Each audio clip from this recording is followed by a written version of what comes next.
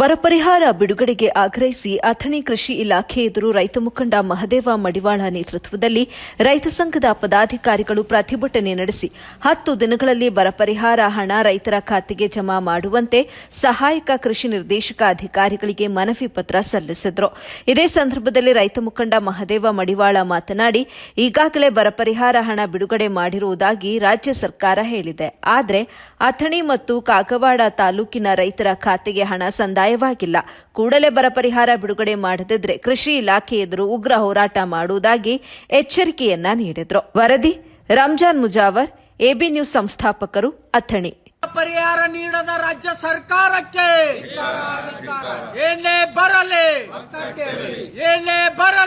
ರಾಜ್ಯಾದ್ಯಂತ ಬರಗಾಲ ಐತಿ. ಇವತ್ತ ನಮ್ಮ ತಾಲೂಕ ಅಥಣಿ ಮತ್ತು ಕಾಗವಾಡದೊಳಗ ಬರಗಾಲ ಪರಿಸ್ಥಿತಿ ಐತಿ. ಬರಗಾಲ ಅಂತ 2 ತಾಲೂಕ ಘೋಷಣೆ ಮಾಡ್ಯಾರು.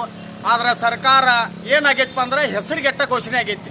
ಅದಕ್ಕೆ ಬರ ಪರಿಹಾರ ಬಿಟ್ಟನೆ ಅಂತ ಹೇಳ್ಯಾರು. ಇನ್ನೂ ರೈತರಿಗೆ ಒಂದು 4 ರೈತರಿಗೆ ಜಮಾ ಆಗೈತಿ. ಅದಕ್ಕೆ ಇನ್ನೂ ಈ ಬರ ಪರಿಸ್ಥಿತಿ ಒಳಗೆ ಆ ಬರಗಾಲ ಅಂತ ಬರೇ ಹೆಸರಿಗೆ ಆಗೈತಿ. ಕರೆ ರೈತರ ಖಾತೆಗೆ ಇನ್ನೂ ಯಾವುದೂ ಬರ ಪರಿಹಾರ ಜಮಾ ಆಗಿಲ್ಲ. ಆಮೇಲೆ ಈ ನದಿ ದಂಡಿ ಗ್ರಾಮಗಳು ಕೃಷ್ಣಾ ನದಿ ಬತ್ತಿ 2 ತಿಂಗಳ ಮೇಲ್ಪಟ್ಟ ಆತ. ಅದಕ್ಕೆ ನೀರು ಬಿಡ್ಸ್ಕೊಂಡು ಬರೋದು ಆಗಲಿಲ್ಲ ಈ ಸರ್ಕಾರಕ್ಕೆ. ಮತ್ತು ಇವತ್ತು ಆ ಬರ ಪರಿಹಾರನೇ ಕೊಡ್ತಾನೆ ಅಂದರು, ಅದನ್ನೂ ಇನ್ನೂ ಜಮಾ ಮಾಡಿಲ್ಲ.